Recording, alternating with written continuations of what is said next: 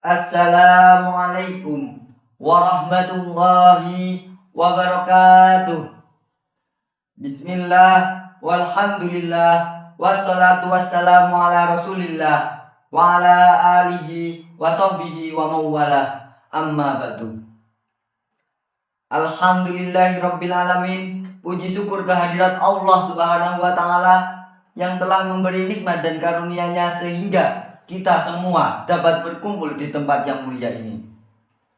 Sholawat serta salam semoga senantiasa tercurahkan kepada junjungan kita Nabi Agung Muhammad Sallallahu Alaihi Wasallam, suri teladan bagi seluruh umat Islam. Yang terhormat Bapak Ibu Dewan Juri yang arif dan bijaksana, serta teman-teman yang saya hormati. Hadirin hadirat rahimakumullah, dalam kesempatan kali ini saya Ikhwan Khairul Anam dari SMK Terpadu As-Siddiqiyah ingin menyampaikan ceramah singkat yang berjudul Birrul Walidain. Dan tentang Birrul Walidain ini saya akan mulai dari sebuah kisah yang menggambarkan betapa luar biasanya perjuangan orang tua untuk kebahagiaan anaknya dan baktinya seorang anak kepada kedua orang tuanya. Teman-teman, pernahkah kalian mendengar kisah Sayyidah Hajar yang mencari minum untuk putranya, yaitu Nabi Ismail?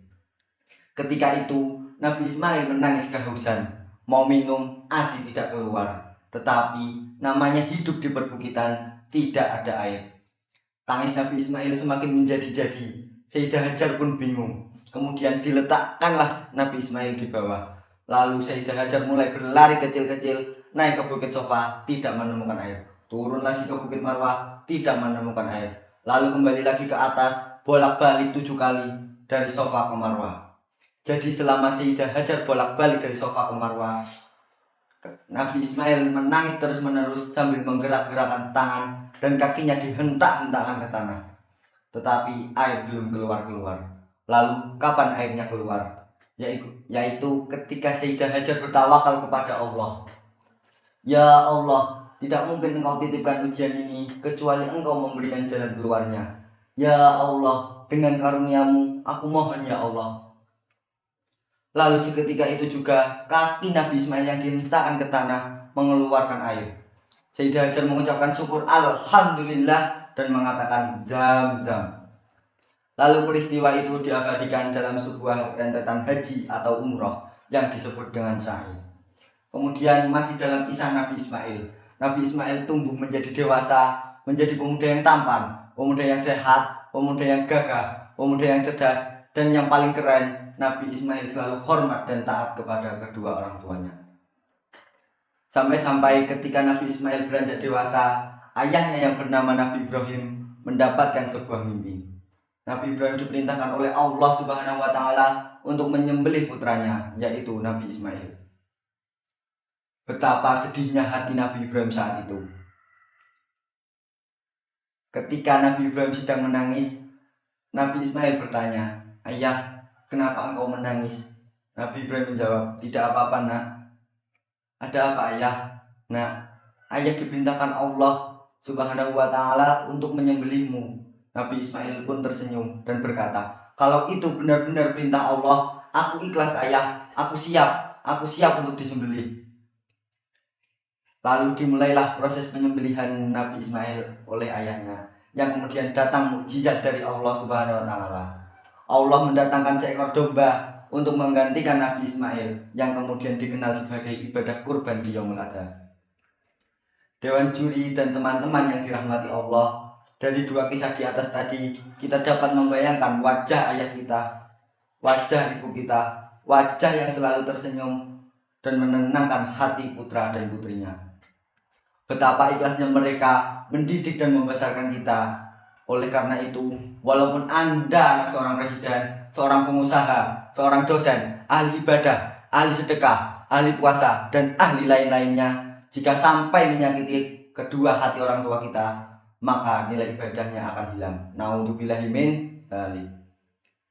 Begitu juga ayah, dengan cucuran keringatnya, banting tulang mencari nafkah untuk membiayai dan membahagiakan keluarganya.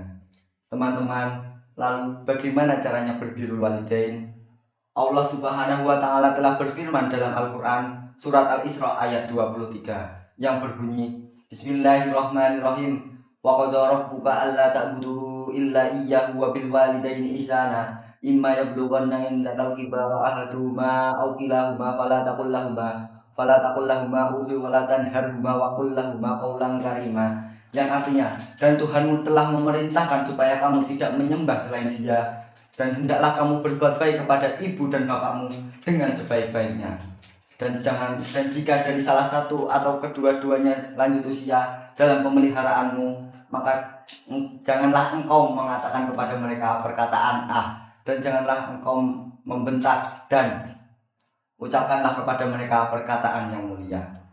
Teman-teman yang dirahmati Allah, anak sudah tentu punya orang tua, tapi orang tua belum tentu punya anak. Karena itu teman-teman, mari kita hormati mereka, kita sayangi mereka, kita taati mereka, dan jangan kita sakiti kedua hati orang tua kita. Dan mari kita doakan mereka.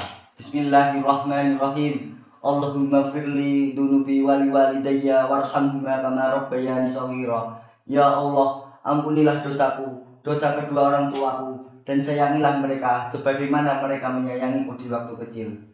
Mungkin itu saja yang dapat saya sampaikan. Kurang lebihnya mohon maaf yang sebesar-besarnya.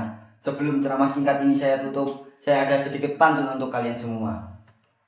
Makan enak kesel kedondong, jadi anak jangan durhaka dong. Ihdinas siratal mustaqim. Assalamualaikum warahmatullahi wabarakatuh.